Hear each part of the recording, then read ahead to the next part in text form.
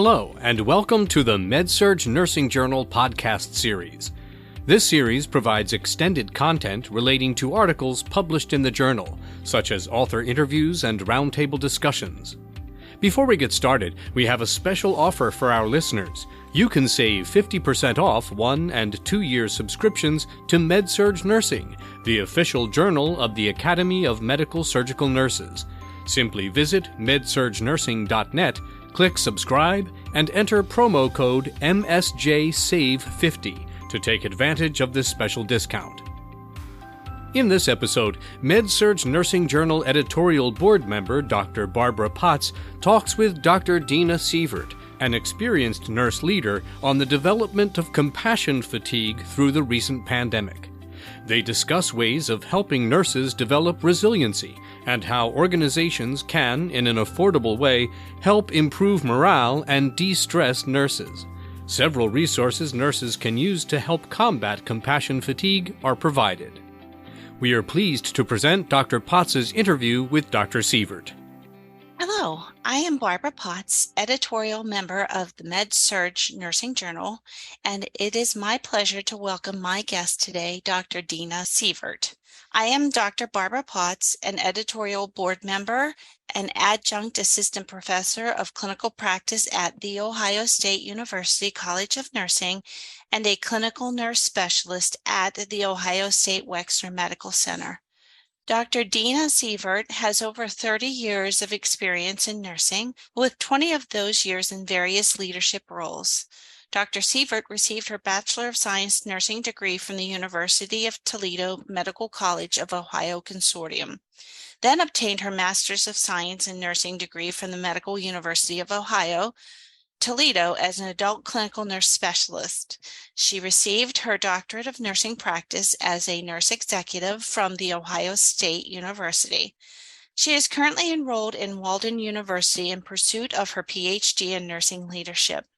Over her tenure as an accomplished nursing leader, she has helped organizations advance clinical quality, just culture, safety culture, driving evidence-based practice culture, and nursing staff well-being. Her passion is making the frontline nurses work as best as possible. She serves on several community boards and participates in many professional organizations. Dr. Sievert is the Chief Nursing Officer at the Ohio State University Wexner Medical Center, Compassion Fatigue and Nurse Resilience in a post-pandemic healthcare environment. Welcome to this episode of the MedSurg Nursing Journal podcast series, and a special thank you to Dr. Sievert for your time today. Thank you, Barb. It's a pleasure being here today. Great. So to get started, as we both know, we have worked through the COVID pandemic. Would you like to describe what changes you have seen in the mental health of nurses from the beginning of the pandemic to now that we are in the endemic phase of this infection?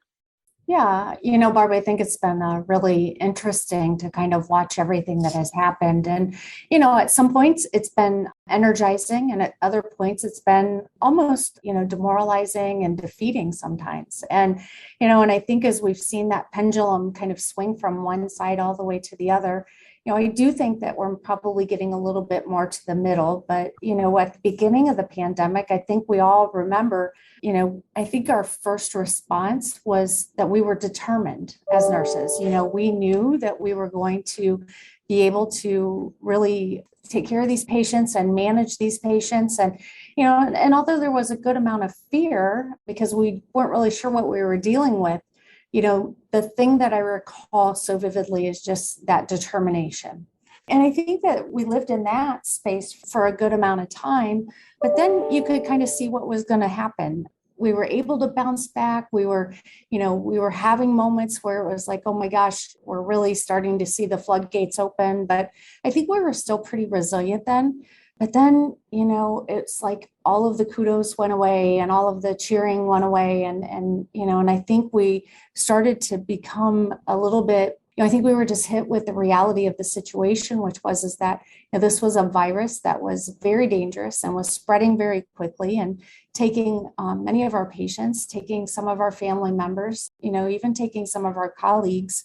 And that was very tiring. And we all became very exhausted and, shoulders slumped down, defeated. And now I think we're really kind of starting to come out of that haze. I hate the term the new normal because I still don't know that we know what that is. But, I think our teams are starting to maybe see a little bit of brightness and light when they come back now. But I do think a good thing that did come out of this is that it really has, I think, enabled our staff to have that strong desire for well-being, for health and well-being. And I think that's really good to see because as caregivers, we've got to be comfortable and make it a priority to take care of ourselves. And so I'm hopeful, and I think that that's what I'm seeing as we come out. I hate to say it, but I think time's only going to tell us the true story of where we're at. But, as I'm out and talking with staff, they're not talking about COVID so much anymore. And I think everybody's tired of talking about it. And, I think they're ready to move on. And so, you can see the energy kind of coming back a little bit in people's steps. And I think that's a really good thing. And I'm looking forward to what holds in the future, because anytime you go through a situation like this, innovation is always embedded in there. And I think it's going to be a really good time for us to get very creative, to think way outside of the box and to get really judicious and innovative with the work that we've got ahead of us. So I'm excited for that. That is great. A couple things resonated with me as you were talking, that it was a feeling of defeat and tiredness when we were in the pandemic. But I agree with you that some good did come out of that as well. Compassion fatigue is not unique to nurses, but how does an organization begin to address strategies to combat compassion fatigue in the largest group of employees without losing stride in providing exceptional care? That's a great question. Compassion fatigue, that terminology has been around for, quite a while. And I think when I think of compassion, I always kind of identify it as empathy with action. That's kind of how when I put it in my own mindset, that's kind of how I think about what compassion is. And we've got to have caregivers at the bedside that are obviously empathic to the patients and the situations that they are in. But, we've got to have that follow-up, which is also the action steps. And I think when we talk about compassion fatigue, what I think is really happening is I think people are still maybe feeling, that empathy, and they can understand and feel badly for the situation a person might be in. But I think what happens is that step of action, that's kind of where I think where compassion fatigue causes us to falter a little bit. And, so when I think about it from an organizational perspective and addressing it, I think the very first thing that I would say is that to not do anything would result in a decline in quality. And so that isn't an option, right? We can't just sit back and pretend like it's going to get better. Organizations have to be nimble, and we have to be ready to move and make meaningful steps on that.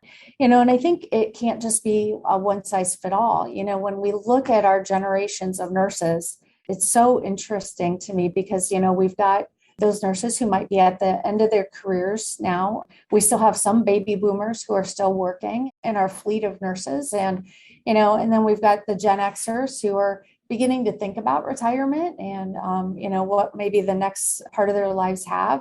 We've got the millennials, the Gen Zs, and they're all coming in. And so what I would caution us to not do is we just can't take a one size fits all approach. I think what drives each one of those generations is very different.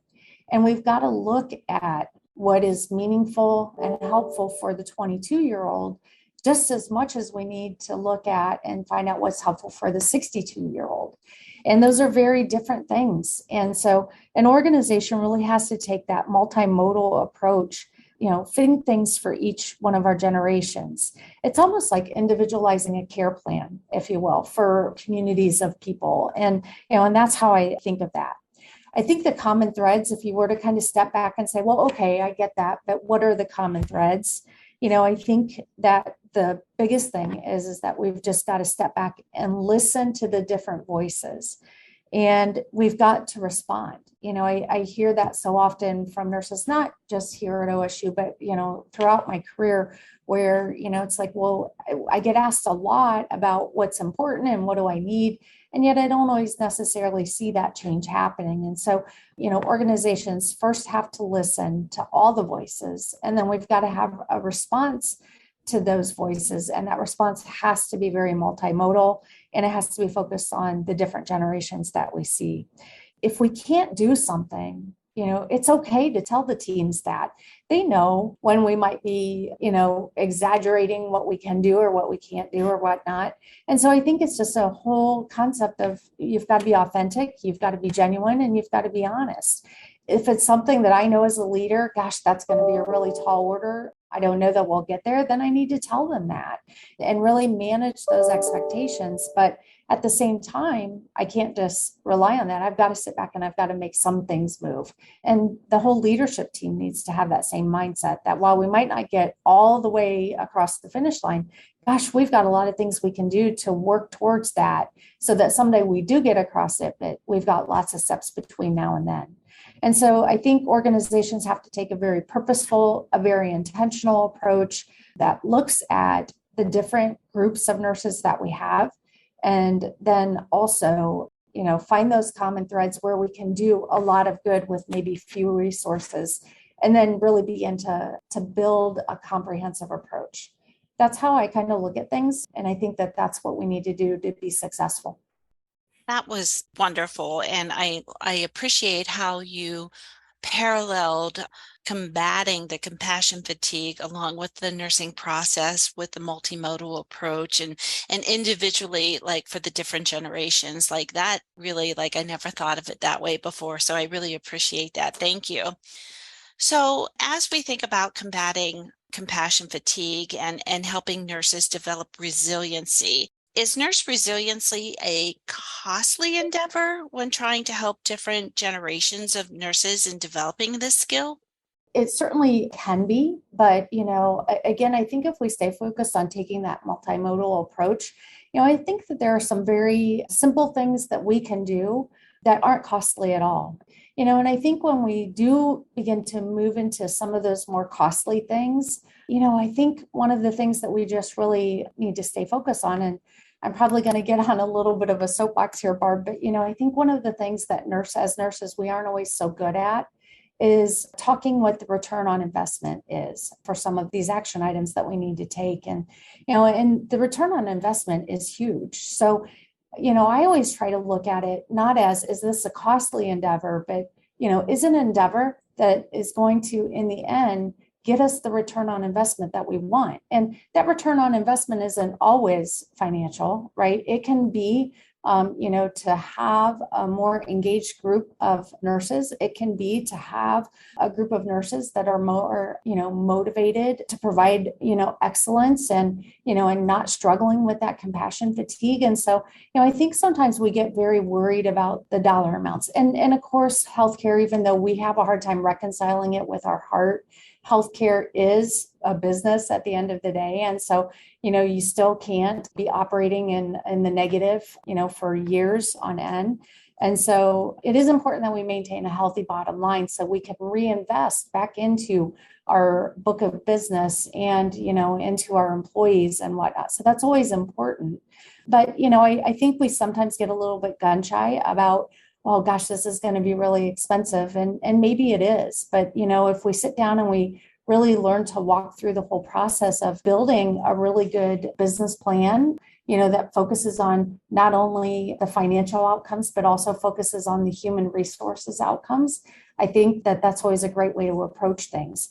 And so, certainly there are some things that are costly, but, I think that there are so many things that we can do that are not costly at all. And, we need to, again, when we talk about that multimodal approach, look across the board for things that maybe we can look at, a group of things that are not costly, but then maybe we look at a couple of things that are a little bit more costly that are really going to help make us a better group of employees and nurses. And, I think one of the big things that I always try to focus on, we all got into nursing or healthcare for a reason, right? We've got that purpose. And, Barb, one of the biggest things that I found over my career that has helped me to stay in a state of being, able to navigate everything that's going on is I always come back to my purpose. And, and my purpose is that I love to really help people grow and develop. And I love opening doors for people and then just watching them, stepping back and watching them and see what they can do. And, we all have our purpose. And I think if we're really good at, as leaders of, reaching out for that purpose and reminding everybody of what their purpose is, I think those aren't always costly things to do, and they make a huge difference for us. So I hope that answers your question. That's always a tough one when you start talking financials, but I think we can easily do things that aren't costly, and but at the same time, I think there are things we have to do that are going to cost a little bit of money. I totally appreciate your answer on this. As a nurse of many years, many years, I will admit that understanding return on investment was not always in my window of understanding. But as I've grown into my role and more into the nurse leader role, trying to understand return on investment, to me, I thought it was always money. And the way that you aligned it with items, not just numeric in value, like the wellness of the staff and getting to the purpose of healthcare, just really resonates. And it really, I wish more nurses could hear somebody talk about return on investment that way. So I so appreciate that. Thank you very much. When we talk about some of these programs that we can do that may be costly or maybe not costly, what are some of the programs that Ohio State Wexner has used to help improve morale and foster a sense of stress release or stress reduction? Yeah, that's a really good question, Barb, because I think one of the things, as a fairly new OSU nurse, I've been here now about 8 months, and, coming from the outside in, I think it sometimes gives me a perspective that a lot of people maybe don't have because they've only ever worked here at OSU. And, I have to say, and I've told so many people this, but I've been blown away by the number of resources that we have available to us as employees of OSU. And a lot of really creative things that I haven't necessarily seen. And then some of the old tried and true, methodologies for sure that are here and working here at OSU. I think one of the big ones that I always really want to encourage people to use is the employee assistance program. We're all entitled to that, and I think there's still, even though we're working so hard to get rid of it, there's still that stigma around, mental health. I think especially for some of our Gen Xers and, our baby boomers and maybe even a little bit the millennials, I think that's one thing that we can definitely learn from our newer nurses coming into the workforce, our Gen Zers. They're really about that. That's one of the top priorities that they have. And I'm excited to see them come into our fold of the nursing profession and teach us, how to really drive our own well-being and thinking about that in our whole list of our priorities. We haven't always been good at that. And I think EAP is a great tool for us to use and to leverage that. I've been very pleasantly surprised to go out and see all of the health and wellness discounts that OSU offers, where they've collaborated with different community partners to create an opportunity for us to get services at a lower cost. I think that's a great benefit that we have that we should definitely leverage. And then there's the whole health coaching that's out there. A lot of times you just need somebody in your corner to help you, navigate those day-to-day things. And having a health coach is a really great, pick me up and help you when you need to, when you need that coaching to, maybe you aren't always the expert at something. Like I know, nutrition isn't my strength, but engaging with a health coach would help me get to where I needed to be. And then, we've got those other things like the STAR program, which I just love, the stress, trauma, and resilience team. I think that that's so important after any type of a traumatic event for our caregivers. And then we've also got the mindfulness in motion, and those are just kind of the tip of the iceberg. We've got so many different things that we can tap into as employees. And then I know, of course, we would be remiss if we didn't bring up the Buckeye pause, right? I mean, and I don't know that there's anything better than when I walk on the floors and I see the nurses down on the floor. I think that's probably the only time I see nurses on the floor is, when there's one of the Buckeye paws around and just lifting them up. So listening to all of the incredible resources that are available, and again, back to your point about return on investment and some being costly and others not, like I appreciate now even more the opportunities that are provided as stress reduction or just resources for us. But I do, again, would like to focus in on the Buckeye paws since you mentioned them. I don't know what it is about dog therapy, but no matter what kind of day you're having, seeing the dogs, having the dogs come around just picks up everybody's mood. How do nursing leaders schedule visits from Buckeye Paws? And is this really an effective morale boost, or is that just me because I like dogs, I feel that way? Yeah, that's a great question. Well, first of all, to answer your question about how do nurse leaders schedule, it's actually very simple. You just shoot an email to buckeyepaws@osumc.edu. And our team over there, so Amy Mitchell, who is the coordinator, and then we have a student assistant, Melanie, they'll gather the information. And then what they'll do is they'll push that out, and any of our Buckeye Paws team members can actually pick up the visit. So it's really simple to be able to try to schedule a Buckeye Paws visit, which I think is so important, right? Because they are a tremendous resource. So interestingly enough, Barb, my master's degree, when I did my thesis for master's degree, 20 plus years ago, it was on pet therapy in the ICU setting. That's what my whole thesis was on. So I don't know that I can give you an unbiased answer about whether it's effective. What I will tell you is that from what I've read and researched in the literature, it seems to be very effective.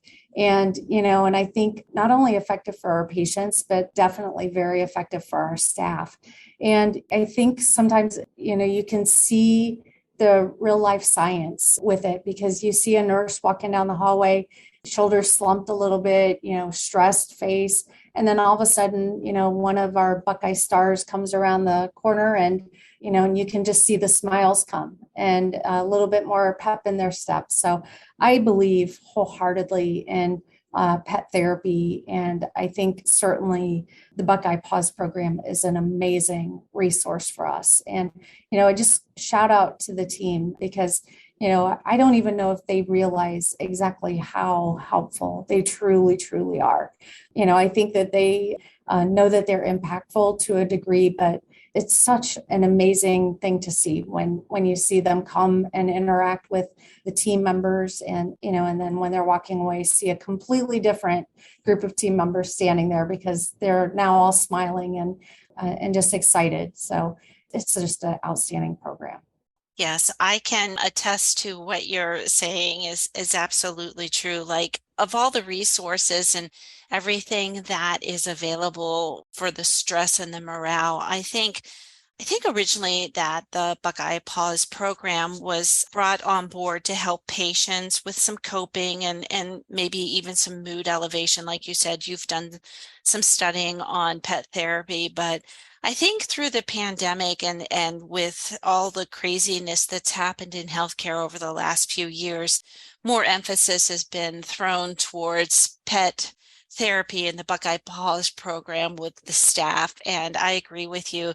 It is amazing to see the change in the environment and just the feel in the room after our Buckeye Paws associates, because they have their little name badges as well, leave the vicinity to go someplace else and visit. So it really is a wonderful resource. And I just want to thank you for taking the time to talk with me today about the resources of the organization and talking about combating compassion fatigue and improving nurse resiliency. And I just want to also say thank you for sharing your expertise with us. I truly appreciate this opportunity. Well, Barb, thank you. I'm glad that you're doing this. And I don't know that there's a more important topic right now for our nursing teams. And so I'm always happy to talk about that. And again, I would just encourage our nurses, there are lots of resources out there and don't hesitate. And, One of the things that I'll just mention before we leave here is, don't be afraid to escalate things. If you're feeling concerned, if you're feeling, overwhelmed, please escalate through your leadership, because we're so wanting to help and we're here for you. I always tell people that statement, my job is that I work for you, the frontline staff. While my org structure says I report to Dennis, at the end of the day, where I get my directions from and where I get my marching orders from is the frontline staff nurses. And so please just keep escalating things. Know that we're here to help. Know that we want to make it better, and we'll do everything we can to do that. And so, and I thank you for taking time to talk with me today. I always appreciate that too. Thank you, Barb, for all you do. Thank you.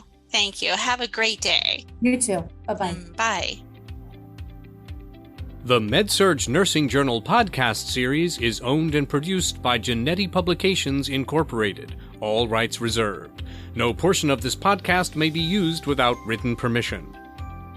Dr. Deana Sievert is the Chief Nurse Officer, the Ohio State University Wexner Medical Center in Columbus, Ohio. Dr. Barbara Potts is an adjunct assistant professor of clinical practice and a clinical nurse specialist at the Ohio State University Wexner Medical Center in Columbus, Ohio, and a member of the MedSurg Nursing Journal editorial board. For archived episodes of this podcast and to learn more about MedSurg Nursing, visit the journal's website at medsurgnursing.net. You can also subscribe to the MedSurg Nursing Journal podcast wherever you get your podcasts. And remember, as a listener, you can save 50% off 1- and 2-year subscriptions to MedSurg Nursing Journal. Simply visit medsurgnursing.net, click subscribe, and enter promo code MSJSAVE50 to take advantage of this special discount.